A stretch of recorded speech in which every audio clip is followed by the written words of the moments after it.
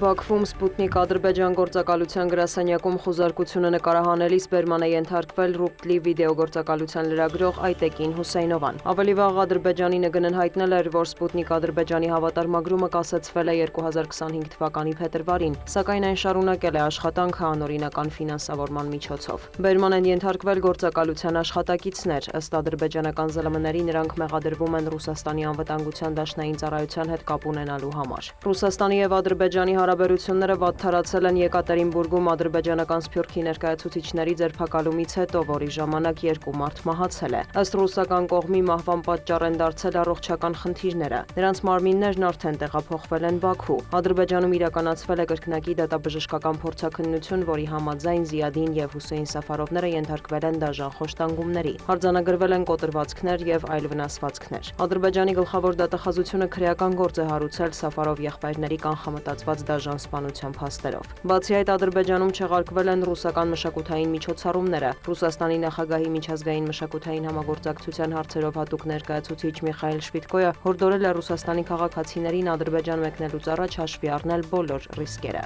Ավելի ուշ նաև հայտնի է դարձել, որ Բաքվում ձերբակալվել են Ռուսաստանի մի խումբ քաղաքացիներ թմրանյութերի տեղափոխման եւ կիբերխարդախության մեղադրանքով։ Ադրբեջանի ԱԳՆ-ն բանավոր բողոք է հայտնել Ռուսաստանի դեսպանին։ Ադրբեջանի դեսպանն էլ կանչվել է Ռուսաստանի ԱԳՆ-ը։ Ըստ հաղորդագրության նրան բողոքի նոտա են հանձնել Բաքվի ոչ բարեկամական գործողությունների եւ երկկողմ հարաբերությունները խաթարելու միտումնավոր քայլերի համար։ Ռուսական կողմը պահանջել է անհապաղ ազատ արձակել ռուս լրագրողներին։ Բաքուն իր հերթին կոչ է արել Մոսկվային չմիջամտել Ադրբեջանի ներքին գործերին։ Այս զարգացումների ֆոնին հեռախոսազրույց են ունեցել Ադրբեջանի եւ Ուկրաինայի նախագահները։ Աջակցություն եմ հայտնել Բաքվին այն իրավիճակում, երբ Ռուսաստանը ծաղրում է Ադրբեջանի քաղաքացիներին եւ սպառնում Ադրբեջանի Հանրապետությանը, հայտնել է Վոլոդիմիր Զելենսկին։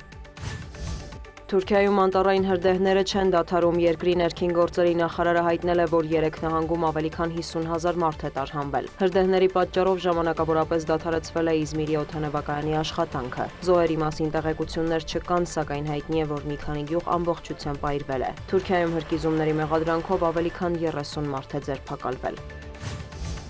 Դոնալդ Թրամփը ստորագրել է Սիրիայի դեմ ամերիկյան տնտեսական պատժամիջոցները չեղարկելու մասին հրամանագիրը։ Վաշինգտոնը հանձնառու է աջակցելու Սիրիայում կայունությանը, հանրապետությունը պետք է կարողանա խաղաղ պայմաններում գործակցելու իր հարևանների հետ, ապաստան չլինի ահաբեկչական կազմակերպությունների համար, ապահովի կրոնական եւ էթնիկ փոքրամասնությունների անվտանգությունը, ասված է հրամանագրում։ Սիրիայի նախկին նախագահ Բաշար Ասադի, նրա ընտանիքի անդամների եւ տապալված ռեժիմի կողմնակիցների նկատմամբ պատժամիջոցները սակայն ուժի մեջ են մնում։